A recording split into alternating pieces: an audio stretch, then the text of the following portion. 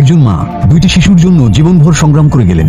নিজের সব স্বপ্ন গুছিয়ে তুলেছিলেন শুধু সন্তানদের জন্য, কিন্তু নিয়তির নির্মম পরিহাস সেই স্বপ্ন পূরণের আগেই থেমে গেল তার জীবনের পথ চলা। তিনি রঞ্জিতা নায়ার। ৩৯ বছর বয়সী একজন নার্স। কেরালার কুল্লাদ গ্রামের এই সাহসিনী মেয়ে চাকরি করতেন যুক্তরাজ্যে। ছুটি কাটিয়ে ফিরে যাচ্ছিলেন কর্মক্ষেত্রে। পথ ছিল লম্বা, তিরুভল্লা থেকে এরমাকুলাম, তারপর চেন্নাই, সেখান থেকে আহমেদাবাদ, শেষ গন্তব্য ছিল লন্ডন। কিন্তু রঞ্জিতার আর কোনোদিন পৌঁছানো হবে না কোথাও।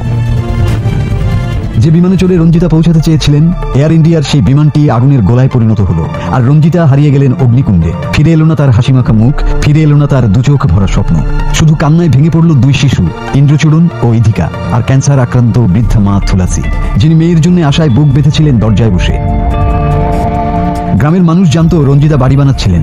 সেই নতুন ঘরে মা আর সন্তানদের নিয়ে কাটাতে চেয়েছিলেন বাকিটা জীবন।